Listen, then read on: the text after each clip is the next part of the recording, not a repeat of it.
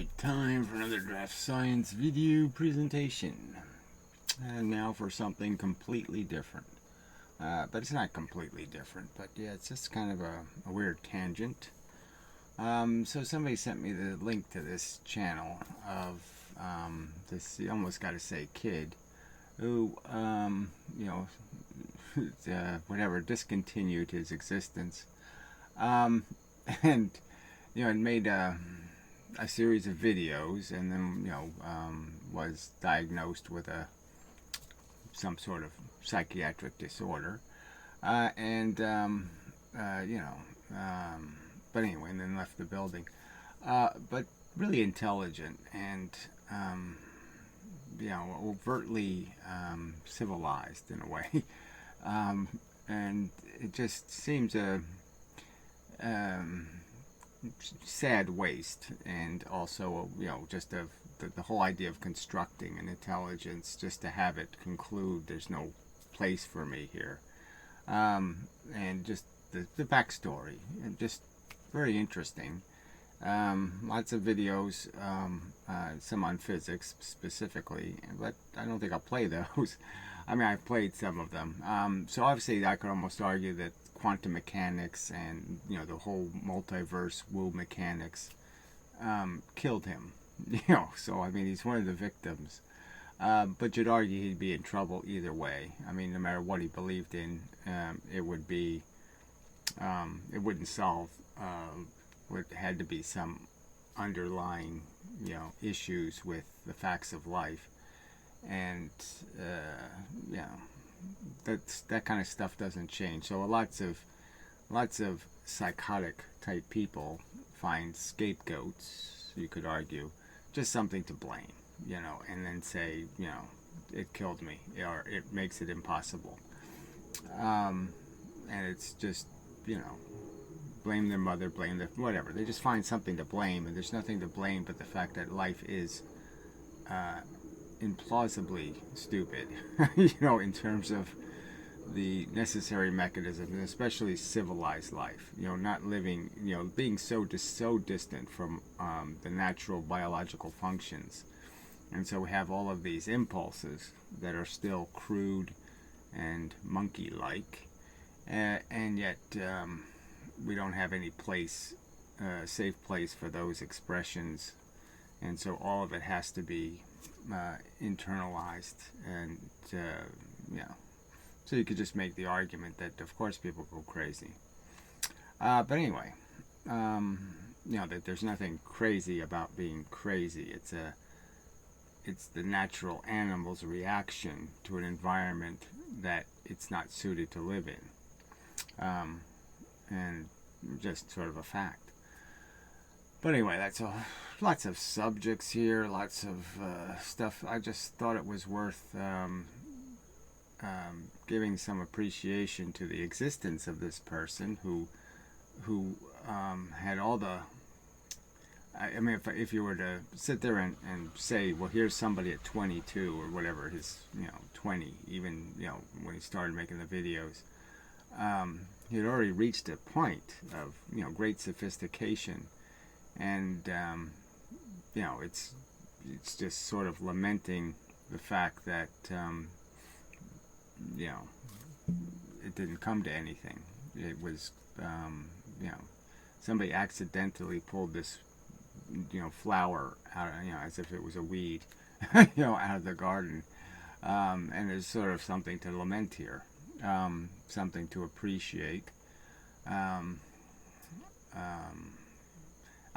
hate to say anything. Everything's so dangerous to say anything.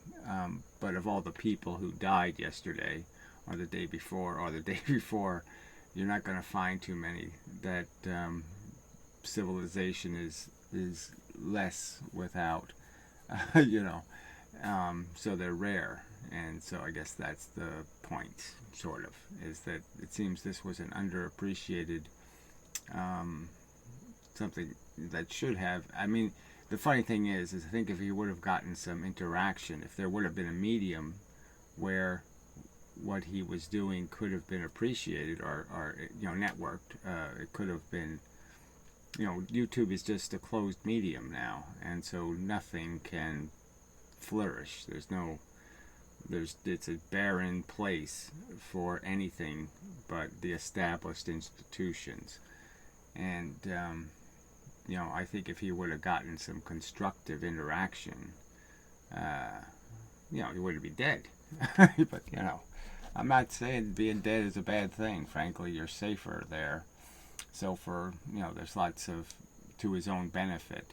But I'm just arguing as a loss to humanity, this might have been a real loss, because it's a brain that was working obviously pretty well in terms of acquiring information, and at minimum, that's a loss.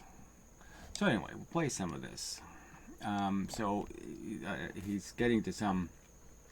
This is sort of like unfortunately, I mean, I find he's talking as if, okay, at 10 years old, he had a almost sacred appreciation for the truth, and that made him an atheist, and he didn't care that it caused conflict in his life, and so he's arguing now at that position. But then I would argue that his acceptance of quantum mechanics and all of this woo physics is what, it's just another religion. So he ruined his clean thinking by allowing that crap, to destroy the three-dimensional universe, and the fact that he has the byproduct of, billions of years of the universe itself cooking something, a little tiny thing that pops out. It's like the little bit of gold you get out of tons and tons of ore, that's the thing to appreciate and to recognize how much has been sacrificed to get us to a point where we can actually have an intelligent conversation. It was the most expensive conversation. The conversation about how futile life is the most expensive conversation you could argue that ever took place in the universe, in a sense. Just to be able to draw the conclusion that, oh, there's nothing to see here. It's like you make perfect eyeballs, and through all this work, and you find out there's a barren landscape. There's just nothing for the eyeballs to look at. So anyway, so we'll play some of this, just because it should be the person, I think. Like I said, it's just, there's not much point in the sense that, well, he's gone, so you can't, there's nothing to do. But in the sense of just having some respect for the dead, this should have been a life appreciated more than it was, apparently.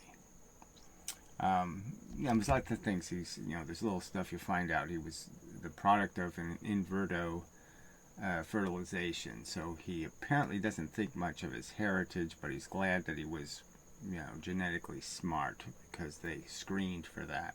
And it's different. So he's obviously got there's some sort of personal issues that I haven't found yet, that he's struggling with, but there's no real evidence of that in the conversation. But the evidence of the conversation looking for something, that's kind of apparent. But and there's nothing in this that I find, I mean, it's totally the opposite of what would kill me, okay? In the sense of the woo, and accepting all the magical aspects of science. And just, to me, it's almost bizarre that he was fooled, okay, by that crap. Because it seems logical. It doesn't seem logical at all to start, fantasizing about multiverses. And in the end, he's thinking the whole internet is a matrix, and it's all a simulation, and he's the only character in the simulation, and so it all goes really south. But anyway. That's certainly not common. That's not loud enough, is Especially it? because I was never exposed to atheism. For all I knew, I thought I discovered it. I just opened up a world history textbook and immediately saw that there were all these other religions, and I thought, this is arbitrary. How could this be an accurate metric for truth? I just happened to be born into one random ass religion out of all of them. And I'm certainly not going to make a case for any sort of, basic deism or theism where you have somehow a creator here creating everything. A creator sets everything in motion, then. Right, but to have a system that sets things in motion isn't any different. To say the system has some capacity to glean something sensible, reasonable, purposeful, useful, whatever, that would be a big mistake.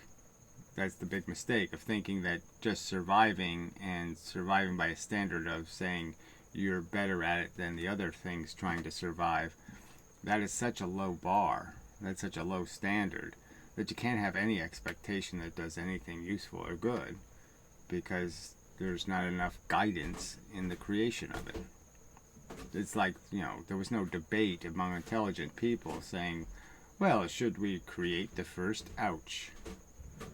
And figuring out the permutations of it. There's no intelligent scrutiny over whether this is all cost effective or useful or sensible. Everything happens, right? And we just happen to be here at 13.8 billion years after creation. This obviously makes no sense because a creator would also have to be composed of more basic bits, right?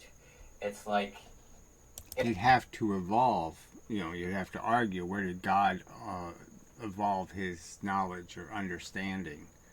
The idea of it poofing, okay, fine, okay, that's a physical theory about what happens in the universe. So nothing else gets poofed without a God's existence, but somehow the God doesn't need to be poofed by a God. I mean, that doesn't go anywhere. So yeah, you're saying what evolved God, and what process, through which process did he become infinitely intelligent? And yet, there's every evidence he wasn't infinitely intelligent because he had to start over a few times. Everything is built on more basic blocks. We know this, right? This creates something which is composed of a house is composed of bricks, in other words, and this creates bigger chunks, and so on. You get. So it's getting somewhere near what I would argue. Obviously, we're not a living thing in the sense that we're made of a community of living things, and the process that makes the huge distinction between what we call being alive, which is consciously experiencing, is completely disconnected to anything the actual cells are doing, because they don't have electricity, they don't have the capacity to create the mechanism for thinking and consciousness. So they're doing something distinctly different. So we're made out of something we call alive, yet its aliveness is it's truly just a piece of physical robot. It's so robotic. It doesn't even have a central processing unit. Okay, it's a robot. It's the dumb robot. The old robots. The soda machine. It's way below as a standard of complexity. It's much lower on the evolutionary scale because it doesn't have the mechanism that allows there to be any evolution of thinking or thought or brain or any of that stuff, because it's not part of its function at all. It's just knee-jerking without, even the knee-jerk is a lot more sophisticated than any thinking, okay, that any microorganism is doing. Micro might be the wrong way to put it. Any single cellular organism. Increasing complexity, and at bottom, it's physical laws. Complex things arise from simplicity. Right, and the laws are just a way for us to describe in some simple conceptual way processes that might not be quite that simple, or physical circumstances not quite that simple. But the law is just made out of the fact that the mechanical mechanisms are really simple. So the laws of demolition derby is cars, smash into each other, and the last one driving wins. So the law is just this physical mechanic, but the cars are more complicated than the law. And but the whole thing you're seeking is what is the first cause, and then go on from there. And I would argue that the universe is dirt simple in the sense that we can observe it and we can see the only players are forces and matter. And then we can draw simple observational conclusions that the only time matter does something is when a force acts on it. So the force has all the do something in it, and the matter is just a victim of what the forces tell it what to do. And then the forces are changed based on the position of the matter, because the forces don't do anything until they hit matter. They don't do anything different. They can't do anything on their own. So obviously that's what natural selection is. It created us from a simple process, and it created something which is far more complex than itself. And if you had something which was more complex, you would have to explain where that complexity came from. But actually, it turns out this idea of time going forward is physically impossible. It's physically impossible. So this is where, the whole QM, Einstein somehow destroying time, which I don't even know if Einstein actually did that. All the rhetoric after Einstein is what destroyed it. In terms of pretending that the relativity, you can add that extra component to it or something. I don't think Einstein would have any problem. Well, he said it, okay? Time is an illusion, but it's one hell of an illusion, okay? So it's already a statement basically saying that you can abstract it and understand, okay, that conceptually, because of this, and because you're trying to blend this pragmatic reality of now, okay, it's gone already, but it was here for a second, a piece of a second, with infinities, and that's why it gets all messy. But I mean, come on, the idea that it's linear, you can't really. There's no good reason to break the fact that time is just a function and it's linear. And the only thing you're really breaking, if you ever break time, is you're breaking a clock. You're not breaking time itself. You'll never make two instantaneous events.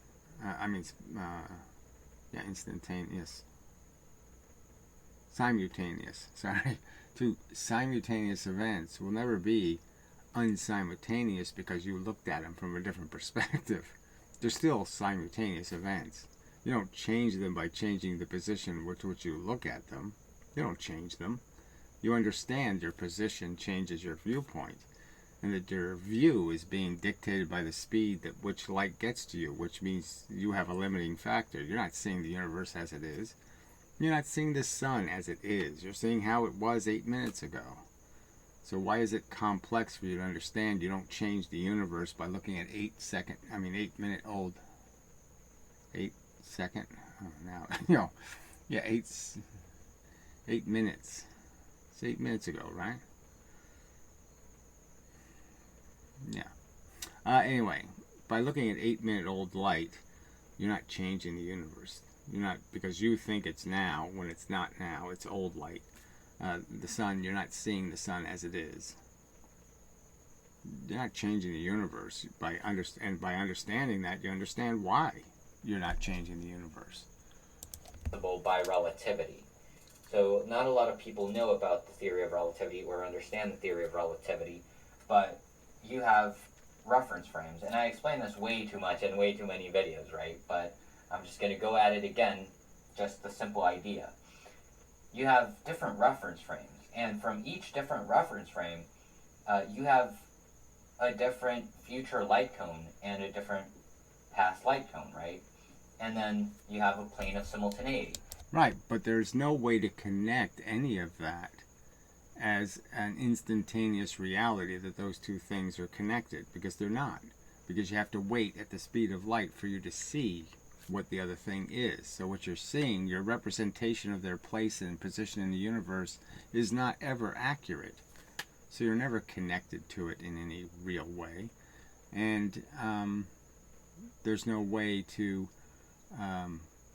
use this notion of perspective, point of view, as some sort of changing the absolute existence of the three dimensions.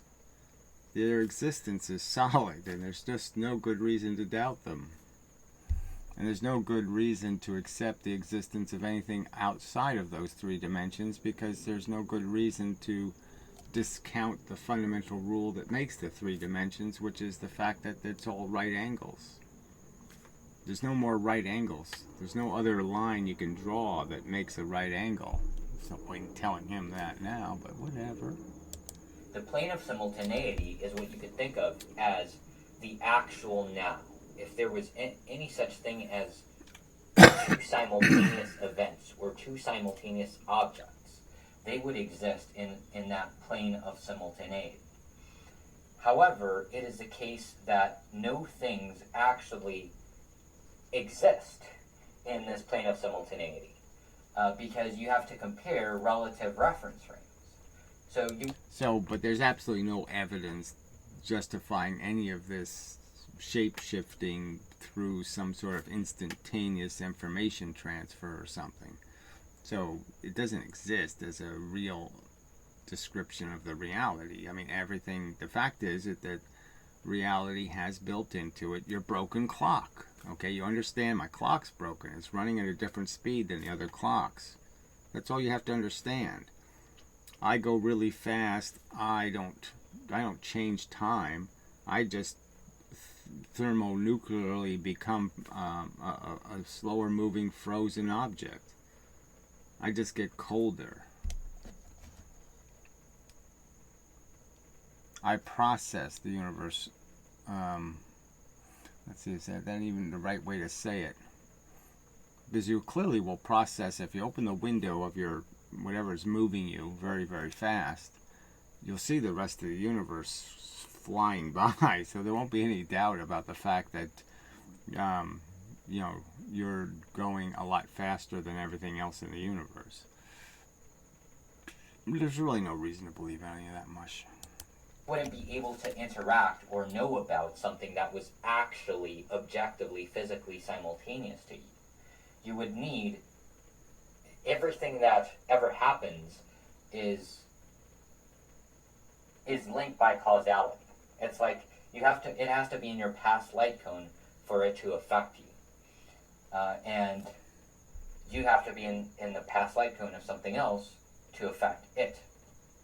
So this cone thing is sort of a theme in some of his videos. So some of the ones I've watched, that somehow you're apexing to a point, and then that point branches off into the future, that your causes are becoming effects, and then the effect becomes a new cause, and all that kind of stuff. You could argue it's something like that. But again, that's just arbitrary. Which points you decide to say are important events is just arbitrary. You're just picking one. But there's a line with points all over the place. So there's any one of those points can be said to be caused, hey, this is the new event. This is the event. This is the event. Any one of them can be chosen as the event, the byproduct of the process.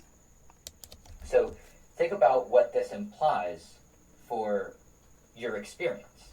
Your experience then must also be embedded in this timeless structure, because your experience is also made up of those pieces in relative reference frames. So whatever you think is causing your experience, whether you think it's neurons, whether you think it's the molecules at a more micro level than the neurons, because we don't know. We don't know what exactly are the computations specifying our experience.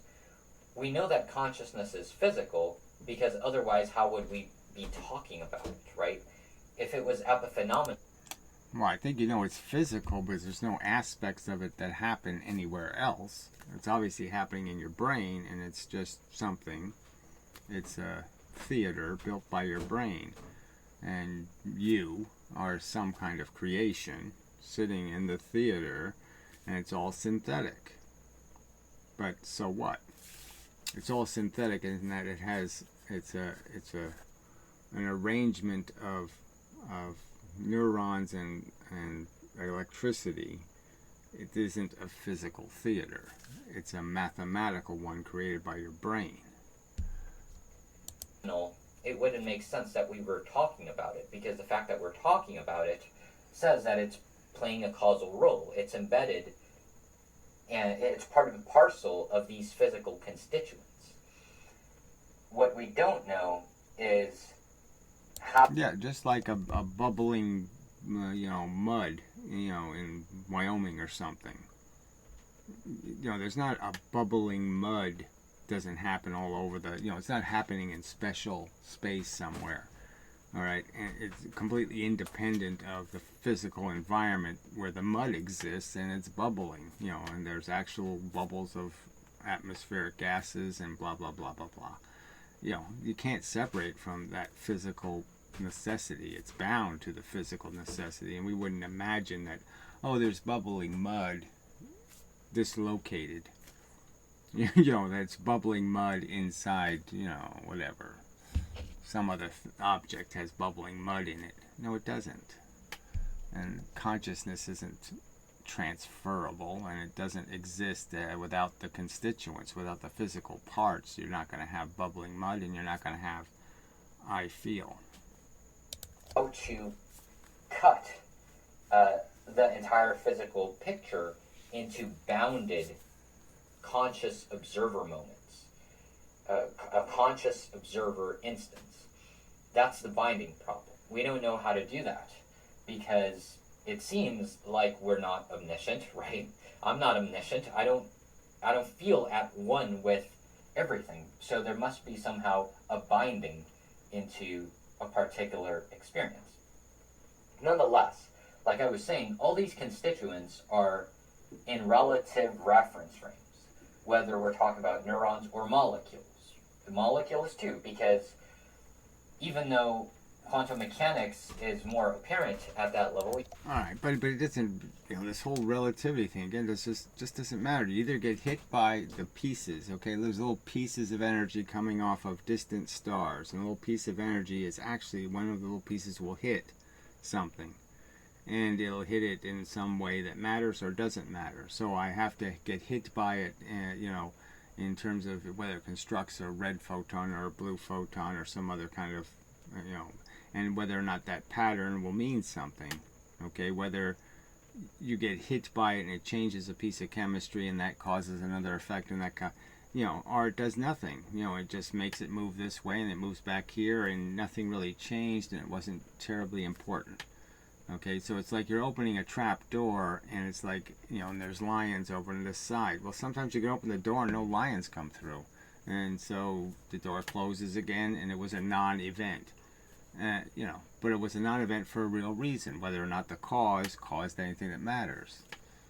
Anything that can be tied to a chain of other events. But you certainly can stop the event of, baby eaten by lion by just saying, well, no lion got through the door. Okay, the door did open, but no lion got through, therefore you can't have any of the other consequences. It ends the chain of causality. So that the cause is clearly it's just cause and effect, and there's nothing else at play here. And so you're just saying, is there anything in the universe that has any capacity to ensure that the causes and effects lead to happy and friendly outcomes, or profitable or useful? And no, of course there isn't. You still have eternalism because special relativity has been unified with quantum mechanics, with quantum field theory. So you still have this, you still don't have time. No matter how small you want to zoom into, there is no such thing as time. So of course there is, and there's absolutely no reason to say that, and there's no logic to defend that. It's clearly the very mechanism by which we judge the time, which is the motion of a photon, is telling us that, yes, the universe is telling time just fine. is we never have any evidence that it breaks that clock. That the real clock, the movement of physical forces through the universe, is always the same, and you're not going to change it by going faster. Going faster isn't going to, you moving faster isn't going to make the movie on the screen go faster. You're not going to change anything except how much energy you're reflecting forward and how much you're not reflecting backward. You're not going to change anything about the physical universe in any kind of substantial way, except, like I said, if you go fast enough, you'll collect a whole bunch of energy and blow up something when you actually arrive. I mean, there can be physical things you will change, but you cannot change the fact that the universe is running on its own clock, and the clock is how fast photons move, and in no place in the universe are they moving variably. There's not some frame where the photons move a different speed. That's just bullshit. Surprised he fell for it. There's all just these objects all in relative reference frames. So this has its own future light cone, its own past light cone, its own plane of simultaneity. And if you compare this to this, and they're in relative motion, you know, it's like you're moving the plane of simultaneity. There's just no preferred basis for the entire thing. There's no actual Yeah, there is, though. That's the movement of that line. How fast you could draw that line is the standard. And the fact is you're never going to change. It's going to take 8 minutes for you to see what the sun's doing. You're always going to be 8 minutes behind. That's just fact. Not going to change. There's no other way for the sun to signal anything else than 8 minutes later to you. now, anywhere. There's no preferred now. There's no real now. So that means that your experience... So now just means, can I freeze the universe frozen enough to imagine a gazillionth of a second where I could see that nothing's... So fundamentally, no interaction changes because I am not allowing the frame to capture more than enough movement to change anything. And so there's a frame, you're freezing it. You're taking a picture of the universe at a very high frame rate, and you're saying that's a now. Yeah, the now is half of my sentence. The now is just the T was written, the top of the T of the word T, right? So now isn't, now isn't an event. Now is just a process in the event of going from what you did, what letters you did draw, and what letters you will draw. But there is the now point doesn't mean anything because the now point doesn't. The now point can't be shown as an image because the now point is just the pencil at a point. What the pencil drew is a fact, and what the pencil will draw is a fact. Okay, but the point in one little location doesn't mean much. Is just this eternal shape thing. It's just something that has constituents that are already in the future, they already happen, and things in the past that already happened, and they become integrated into this memory. Yeah, so that's the bullshit of the whole relativity crap, is to say that time has already happened and that somehow the future's a place and somehow the past is a place. They're not places. They're conditions. And you can't be in the future condition until you already did the past condition that leads to the future condition. So we're waiting for the future condition, while we're doing the stuff that just required you to do before you get to the future. You have to do the processing, has to take place. Of the present, this experience of the present. We don't know how far back you could go. Like, why isn't there an experience going all the way back, way, way, way back to like when you were a 5-year-old kid, right? Why isn't there some experience there happening, being bound to whatever computations are occurring sort of more immediate and with this? And in a way they are. They probably are. It's like this is these computations are building on top of each other. And yeah, well, the past is just an artifact, though. It's a museum, and you walk through it, and you step on, the pieces of it. Your brain has it all stored, and it can use it to bounce off of it, or it can use it to hit something else. I mean, it's a tool, the past, a tool of association, and you can change those associations, you can change those connections, you can learn new ones that are overwhelm the past. So you can destroy memories, or you can turn memories into some kind of new thing, where there's a little kernel of a real statue. Your memory, the real memory, is inside of a whole pile of putty that you put on top of it to reform it into some new thing. So the kernel of the memory is completely different than what you've done to the memory, in terms of what you've gilded it into. Yeah. And so then it only takes building more self-modeling computations on top of this that's happening right now. Whatever is happening, everything that's happening can have stuff built on top of it in computational space. So if we build something on top of this, which is self-modeling, it will be the same situation as... So we can't build anything, right? Just what we've experienced can build. The only builders are the actual bumpers that the pinball is making. So as the pinball bounces, it makes bumpers, okay? And the bumpers decide where the pinball bounces, and so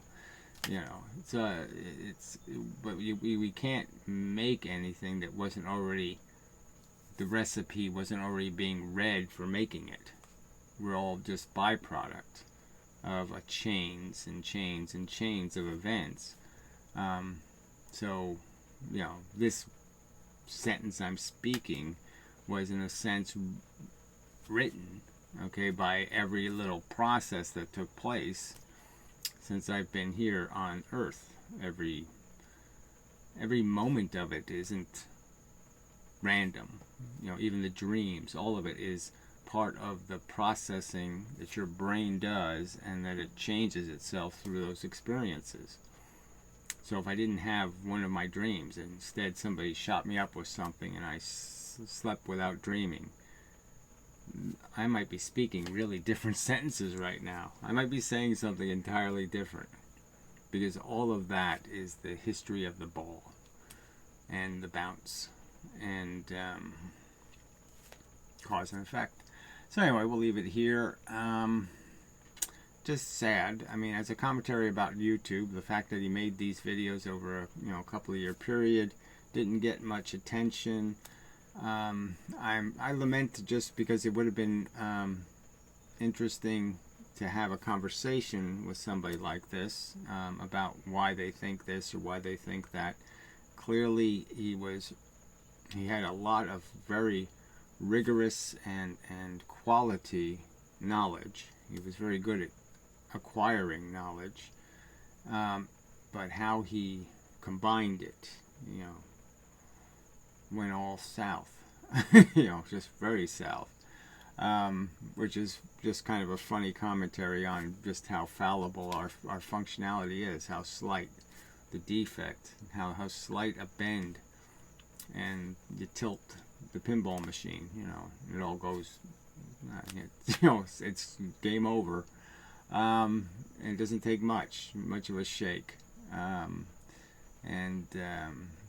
So anyway, so I just see this as, I don't like to use the word tragic, because that's imposing some sort of, like I said, you might be better off. I just say tragic from an intelligent mind perspective. It's just kind of wasteful, because it did take some work to make this person, and it seems kind of silly to just chuck it in the garbage. But anyway, that's my lament personally. So I'm just, that's it's very interesting, and it's also interesting how uninteresting it is to the rest of humanity. So both of those statements fit in here. That there's some of his older videos that don't. I mean, I guess they're calculus videos. Who's going to watch those? But 26 views or something. I mean, it's just like I said. This happened a couple of years ago. So even after a couple of years, so few have mentioned it. So few have linked to it, and so few have been interested in going through the videos. It just, I find that also striking as a statement about YouTube, social media, how dismal the failure is that this fell through the cracks. These are cracks that we ought to fix. This shouldn't be able to happen. That somebody puts all of this out there and it means so little. Yeah, it's like that 12-year-old girl that hung herself. And she's making a bunch of videos about how awful her life is. And, it just shouldn't have happened. But whatever. I mean, it happened right before our eyes, but nobody could see it because before our eyes isn't, what's public, and what's public, is being controlled by instruments that just don't have anything to do with finding the real value that might be out there on the internet. We're totally uninterested in applying our knowledge and our intelligence to appreciating what really is important, and instead are just trying to find, what chick has the biggest boobs and watches the video game I watch. The matrix is the standards, the algorithm is retarded. Really bad. But anyway, that's all. Just interesting.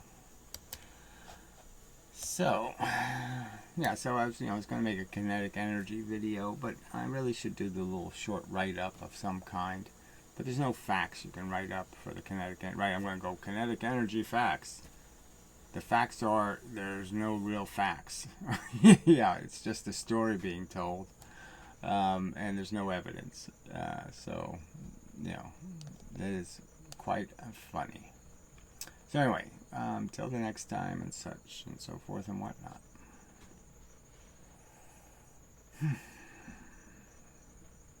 I can hear the crickets. Ironic. Till the next time. Hit the button. Okay, I'll do that. This has been a DraftScience sort of video presentation and such. Till the next time.